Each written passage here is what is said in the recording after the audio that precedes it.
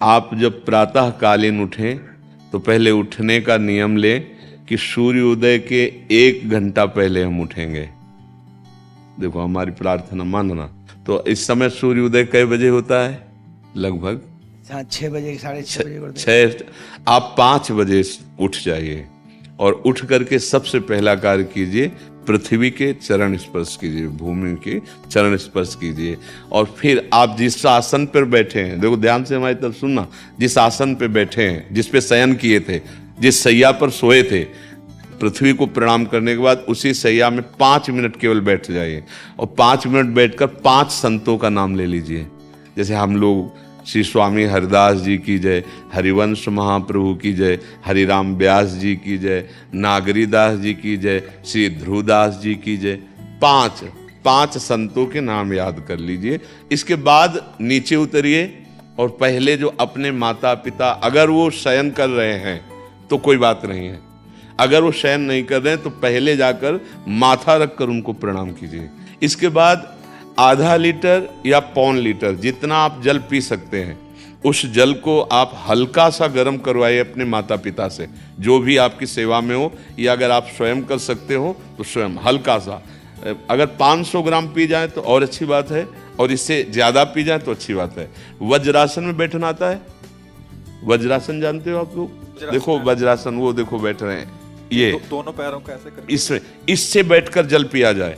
ये आपके ब्रह्मचर्य की रक्षा करेगा, कब्ज नहीं होने देगा और आपके मस्तिष्क की गर्मी को ठंडा करेगा। ऐसे वज्रासन में बैठकर धीरे धीरे 5 या 10 मिनट में जल पिया जाए, एकदम न पिया जाए। गिलास में लेकर के 500 ग्राम जल धीरे धीरे उसको पिया जाए। फिर इसके बाद आपको 100-200 कदम टहलना है। फिर इसके बाद आप शौच जाइए।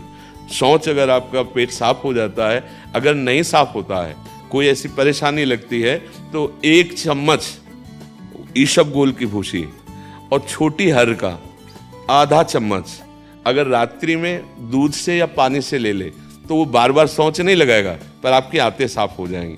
शौच जाने के बाद स्नान करें और फिर तुरंत, अगर आपको व्यायाम आता है तो करे, नहीं तो सीधा सरल बात होती है, 20 बार बैठ जाए बैठक और 10 बार लेटने वाली दंड। और इसके बाद जो अनुलोम विलोम, जो इससे खींचे इसे छोड़ दे, इससे खींचे इसे छोड़ दे, इसके बाद दोनों हाथ ऐसे करके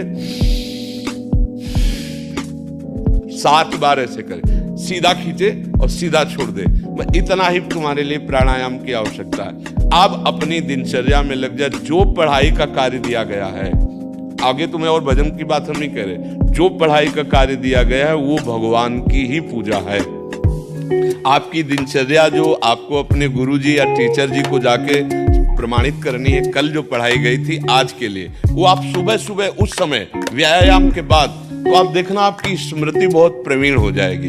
अच्छा, ये आपकी प्रातःकालीन दिनचर्या है। जब आप अपने गुरुदेव के पास स्कूल जाएं, तो हमें आजकल का तो अब पता नहीं, पर हम लोग जब जाते थे तो अपने गुरुजी को प्रणाम करते थे। तो जो स्कूल में आपको पढ़ाई पढ़ा रहे हैं वो तो बात है, अब आपको जो हम खास बात बताना चाहते हैं वो कि देखो अभी छोटे छोटे बच्चे हो, बच्चों में कुछ बच्चे ऐसे गंदे बच्चे होते हैं जिनके गंदी बातें दिमाग में आ जाती हैं और गंदी बातें वो करने लगते हैं आचरण में। आप लोग इतना तो जानते ही होंगे कि गंदी बातें किसे कहते हैं। आप लोगों के पास अगर मोबाइल है तो कभी गंदी बात देखना नहीं।